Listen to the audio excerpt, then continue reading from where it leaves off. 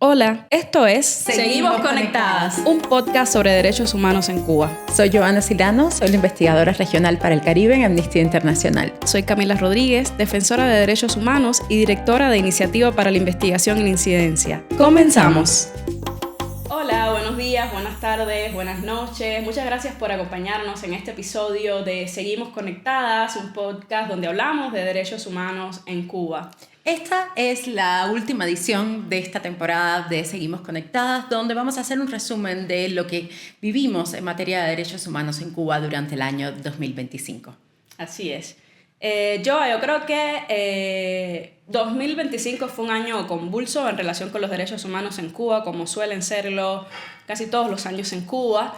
Pero yo creo que un evento fundamental, sin duda, fue el proceso de excarcelación que tuvo lugar a principios de año y que se extendió hacia mediados del año.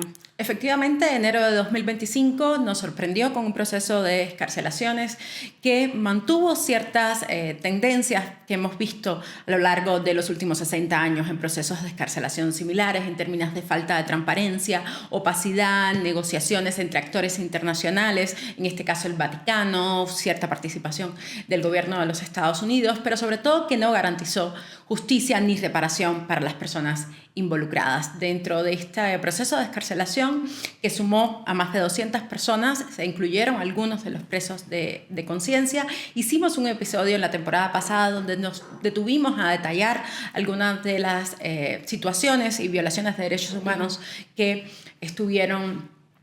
ocurrieron en el marco de este proceso. Para darles alguna actualización, es importante destacar que al menos 6 personas que tengamos conocimiento que fueron excarceladas en ese proceso regresaron a prisión por mantener su activismo, por mantener su lucha y su defensa de los derechos humanos. Voy a mencionar específicamente el caso de los presos de conciencia Félix Navarro y Donaida Pérez Paseiro, que se encuentran nuevamente en prisión. También regresaron a prisión en el mes de abril José Daniel Ferrer y lamentablemente parte del colorario, parte del cierre de este proceso de excarcelaciones también ha incluido el exilio forzoso. Hemos hablado en otros momentos de que el exilio forzoso ha sido una constante en las formas represivas, las tácticas represivas utilizadas por el gobierno cubano y que ha implicado la salida de numerosos activistas, artistas, académicos a lo largo de los últimos 60 años. En este caso, lamentamos la salida al exilio de Luis Robles, preso de conciencia, que fue excarcelado en enero y que tuvo que salir al exilio porque era imposible poder pensar hacer su vida en Cuba. Y también vimos en octubre de 2025 la salida al exilio forzoso de José Daniel Ferrer y su familia, 3 veces preso de conciencia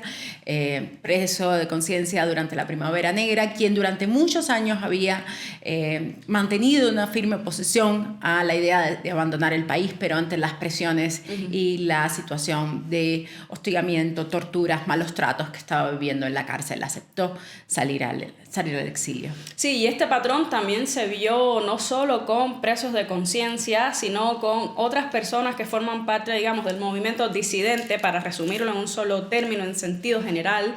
En el año también vimos la salida hacia República Dominicana de Aymara Nieto, que es dama de blanco, además miembro de la Unión Patriótica de Cuba, el partido que preside justamente José Daniel Ferrer. Salió al exilio con una parte de su familia, tristemente la otra parte quedó en Cuba. Ella narró las condiciones en las que salió y fueron condiciones realmente tristes, directo desde el campamento de trabajo donde ella estaba recluida hacia el avión que la llevó al exilio.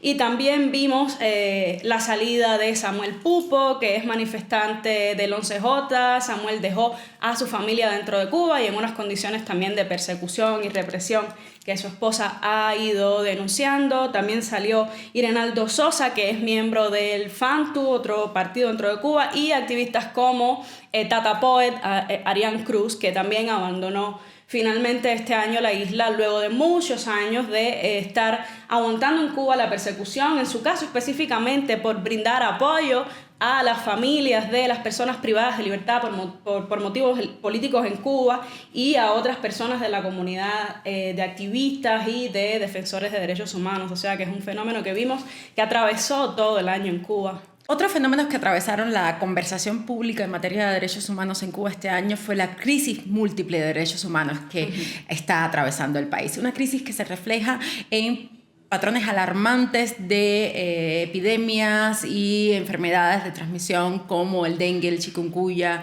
la arbovirosis que vive la isla, que ha obligado incluso al Estado cubano a dar cifras preocupantes de personas hospitalizadas, de personas que han fallecido, incluyendo niños que han fallecido, la situación electroenergética del país. Ha habido en varios momentos del año apagones completos de la isla, o sea, la isla ha estado fuera de la conexión eléctrica durante varios momentos en la isla. Las personas, sobre todo en ciudades y poblaciones apartadas de la capital, han pasado más de 25 horas sin luz eléctrica como una situación rutinaria. La crisis económica que ha dificultado sobremanera el acceso a alimentos y medicinas para las personas que han tenido que recurrir a mercados informales de adquisición de estos productos, incluso ni siquiera mercados informales. Hay algunos de estos productos que no se consiguen. Esto ha llevado también algunas medidas de parte del gobierno que implicaron, por ejemplo, la suspensión del Pleno del Comité Central del Partido Comunista, que todos sabemos que es el órgano principal de toma de decisiones del gobierno, que se llevó a cabo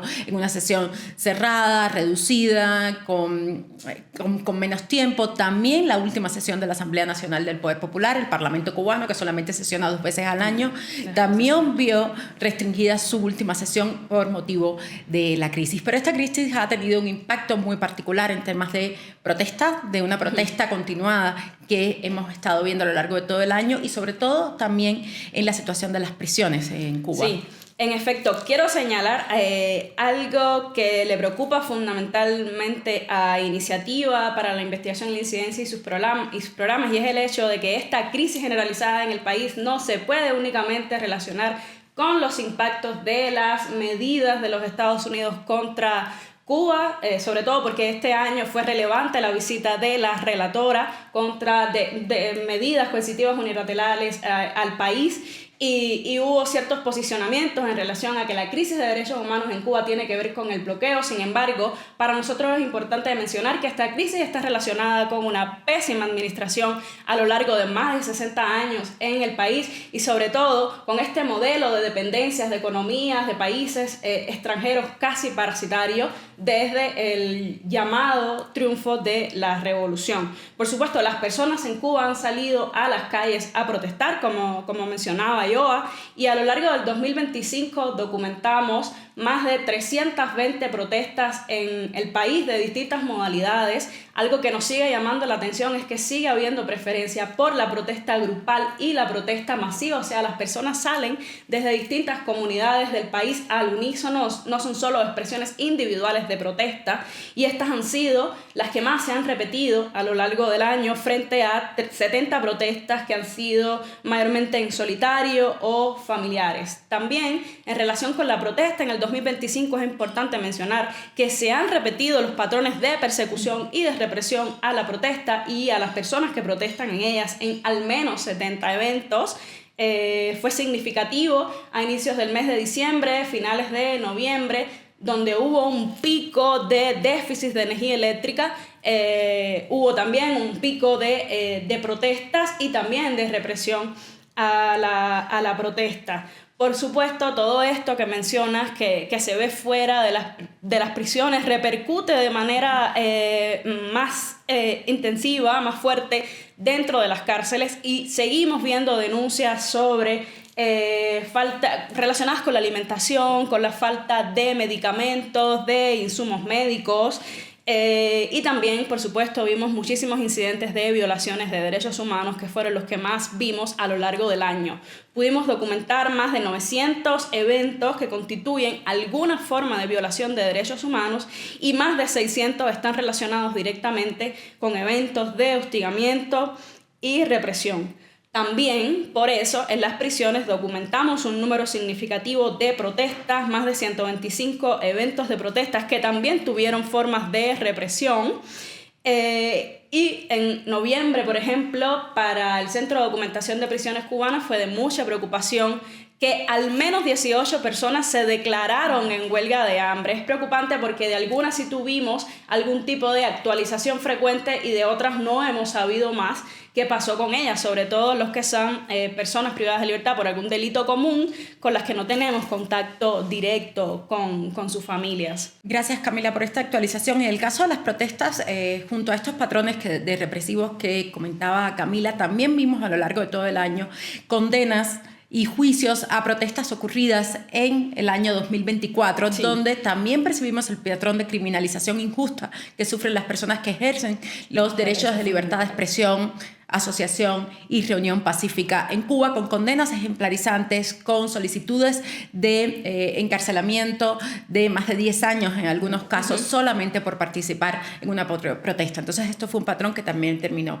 En el caso de las huelgas de hambre, en el caso de Amnistía, también en algún momento en el año expresamos nuestra alerta y alarma por la situación en específico de Giovanni Rosell, quien estuvo más de 40 días en huelga de hambre y exigiendo los derechos más elementales y no ser víctima de violaciones de derechos humanos. Más allá de su encarcelamiento injusto, Giovanni es un manifestante del 11J que cumple una condena por el delito de sedición. Todos sabemos la connotación política que tiene el delito de sedición, y en su caso también alertamos las violaciones posteriores a su declaración en huelga de hambre, que tienen que ver con el acceso a información sobre su salud, sobre los tratamientos a los que estaba siendo sometido por su familia, el acceso de su familia a tener contacto con él. Esto fue algo que en varios momentos en el caso de Amnistía Internacional reclamamos, no solo por Giovanni, sino por otras personas presas durante el año, las negativas arbitrarias a los derechos de visita, a las llamadas telefónicas, los regímenes de incomunicación que se mantuvieron,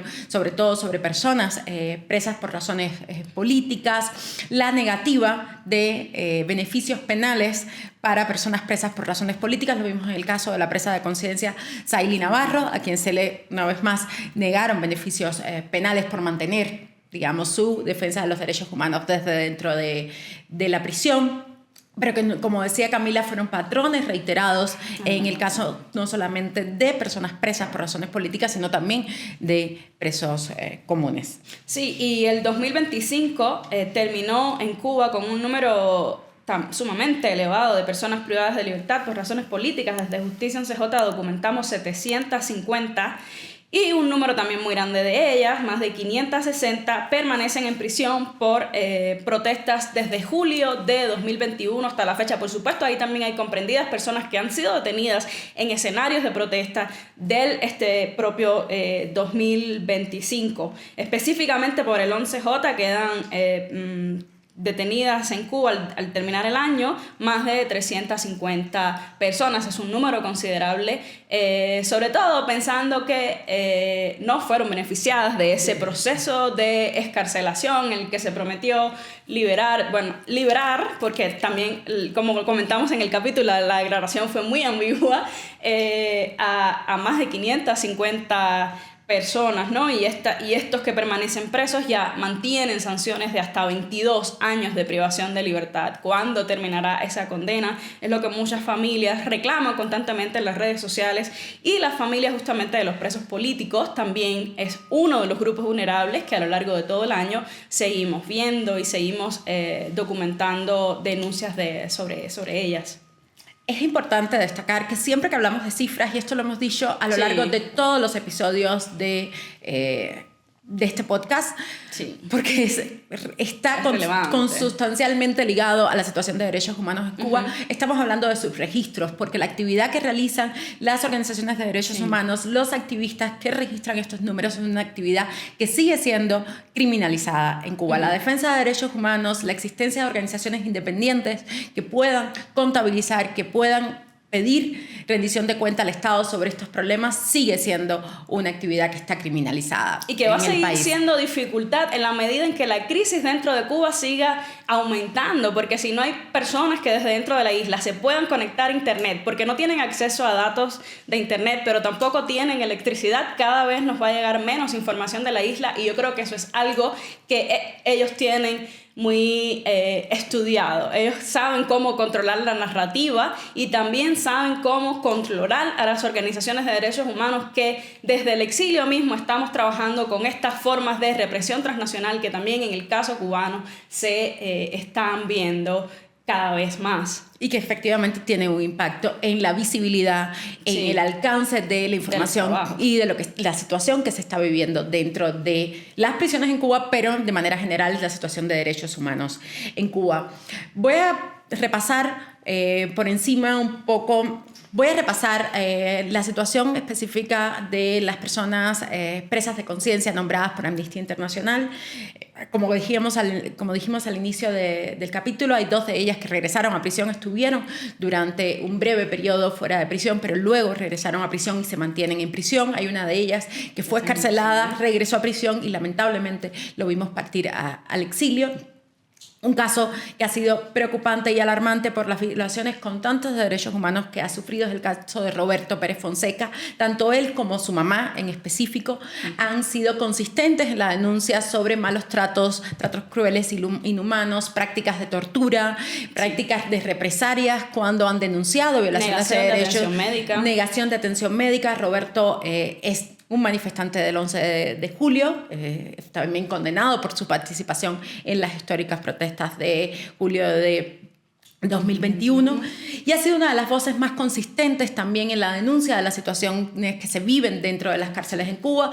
El mismo Centro de Documentación para Prisiones y otras organizaciones de derechos humanos en Cuba han alertado sobre las represalias que ha sufrido por mantener su denuncia. En algunos momentos ha sido de las personas presas que ha recibido más actos represivos o que ha sufrido más actos represivos dentro de la prisión por mantener esta denuncia. En el caso de su mamá, igual, ella misma ha sido víctima de actos de represión cuando ha intentado o cuando por mantener su lucha y defensa por los derechos humanos en Cuba de manera general, pero sobre todo por la libertad de su hijo y otras personas injustamente encarceladas. Hemos visto también la situación lamentable en que se encuentran tanto Félix Navarro como su hija Saily Navarro. En el caso de Saily ya adelantábamos que le fueron negados beneficios penales y ha sido en algunos momentos del año privada arbitrariamente de sus derechos de visita. Por ejemplo, durante el tiempo que Félix estuvo fuera, nunca le dejaron tener la visita familiar completa a él, a su esposa y a Saily, lo que ha significado algo muy grave para la familia, un impacto muy doloroso para la familia porque no pudieron reunirse durante los 3 meses que Félix estuvo fuera de la cárcel. Félix es un manifestante del 11 de julio, pero también es un hombre de más de 70 años, un líder opositor tradicional que también está cumpliendo su tercera condena por razones políticas. Es un hombre gravemente enfermo, es un hombre que además su familia ha denunciado que se encuentra en una situación de aislamiento en la enfermería, lo que limita su comunicación con los demás reos, limita la posibilidad de tener llamadas o visitas regulares, y a quien también se le ha negado información sobre cuál es su situación médica, a qué tratamientos ha sido sometido y que ha tenido algunos picos de gravedad de salud. Otro caso también alarmante porque tiene un impacto familiar también muy grave es el caso de Donaida Pérez Paseiro y Loreto. Ambos presos de conciencia, ambos sacerdotes yoruba que han sido reprimidos en varios momentos de su vida por su activismo y su defensa de la libertad religiosa. Donaida fue beneficiaria de las medidas de excarcelación y pudo estar unos meses fuera, pero desde el minuto 1 que salió, Donaida mantuvo la convicción de que ella necesitaba seguir alzando la voz por la libertad de su esposo y de otras personas presas por razones políticas y por la defensa de derechos humanos que ha sido consistente por más de 20 años en su vida. Por esa razón, Donaida regresó de manera arbitraria a prisión a mediados del año, y desde ese momento tanto ella como Loreto han sido víctimas de innumerables actos represivos. Loreto Hernández, preso de conciencia, vive una situación de salud bastante dramática, una situación de salud que incluso ha sido corroborada por las autoridades médicas de la prisión en Cuba, quienes recomendaron que debería estar encarcelado para ser atendido de manera adecuada, y sigue en prisión. Siempre que hablamos de las personas presas por razones políticas, y en este caso en específico de los presos de conciencia, extender nuestro reconocimiento a todos los familiares de las personas presas de conciencia que mantienen la voz alzada, que mantienen la denuncia, que mantienen la comunicación y que permiten que organizaciones internacionales, que organizaciones de defensa de derechos humanos y que incluso organismos internacionales se pronuncien sobre lo que pasa en Cuba. Por ejemplo, este año tuvimos declaraciones históricas en términos de números sobre detenciones arbitrarias en Cuba. Las 2 últimas resoluciones del Grupo de Trabajo sobre Detenciones Arbitrarias de las Naciones Unidas colocan a Cuba como el país con más detenciones arbitrarias desde que existe el grupo. Y también tuvimos nuevas medidas cautelares de parte de la Comisión Interamericana de Derechos Humanos para la protección de activistas y de personas presas por razones políticas. Y de familiares también, lo cual es sumamente significativo en esa misma línea de seguir apoyando a las familias que se dedican a alzar la voz por sus familiares y por el resto de las personas privadas de libertad en Cuba. En ese sentido, Camila, creo que es importante también destacar, porque es algo que varias organizaciones de derechos humanos y nosotros desde Amnistía Internacional destacamos este año, y fue la represión sufrida por las familias por el hecho de exigir los derechos de sus familiares, y cómo específicamente las madres de personas presas por razones políticas, las esposas, las hijas han sido víctimas de prácticas autoritarias arraigadas y de una represión estatal muy fuerte, cuando se convierten en defensoras de derechos humanos ellas mismas, al defender no solamente la libertad de las personas, sus seres queridos, sino la libertad de todas las personas injustamente encarceladas, y convertirse en voces de denuncia de la situación de derechos humanos en Cuba. Y tuvimos este año también la dramática situación que vivió Duanis León Taboada, y como su mamá Jenny Safe fue por algunas semanas el ejemplo claro de cómo las madres sufren esa represión. Sí, definitivamente hablar de derechos humanos en Cuba en 20 minutos es bastante complejo, pero antes de que cerremos el episodio, yo creo que es importante mencionar la represión al propio Día Internacional de los Derechos Humanos en Cuba. Es un episodio que organizaciones históricas se han dedicado a monitorear.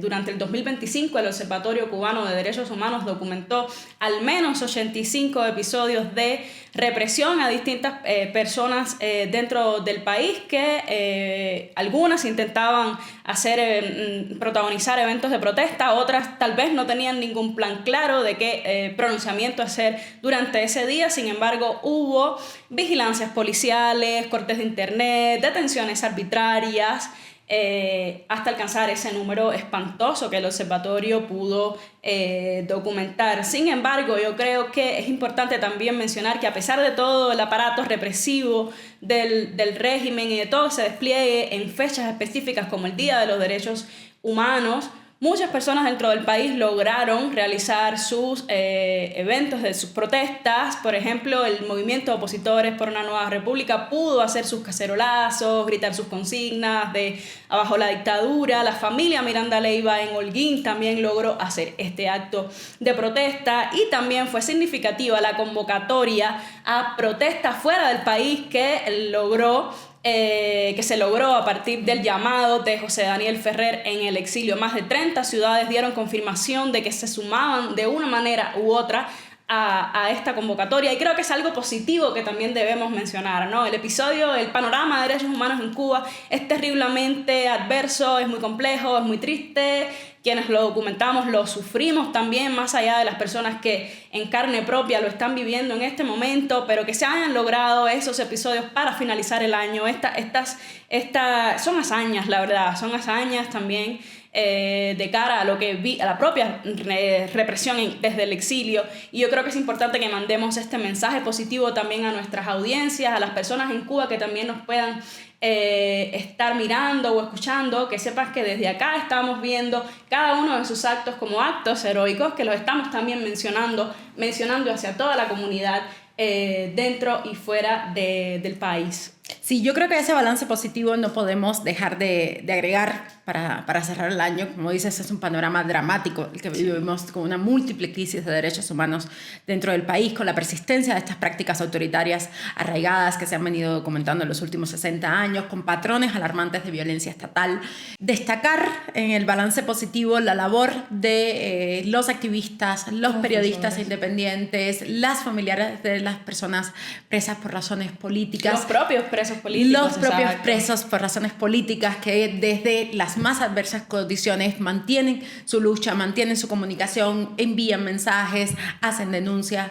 Y eso se ve, y se ve claramente en los informes de las organizaciones de derechos humanos, las organizaciones cubanas de derechos humanos, los pronunciamientos de organismos internacionales como el Grupo de Trabajo de Detenciones Arbitrarias, relatorías, los propios pronunciamientos desde la Comisión Interamericana de Derechos Humanos, las audiencias que no fueran posibles sin el trabajo arduo, el trabajo valiente, el trabajo increíble que realizan las personas dentro de Cuba, activistas, defensores de derechos humanos, periodistas independientes que alzan la voz, que además cuentan la historia de lo que está sucediendo en Cuba, que en algunos momentos también han forzado al gobierno cubano a tener que hacerse responsable de algunas de las cosas que suceden, a dar una respuesta, a dar cifras, producto de la presión en ese sentido. Entonces, creo que también es un balance positivo que a pesar de la represión, a pesar de la dramática situación, las personas siguen defendiendo derechos humanos, siguen ejerciendo sus derechos, siguen escribiendo, siguen utilizando las redes sociales a pesar del miedo,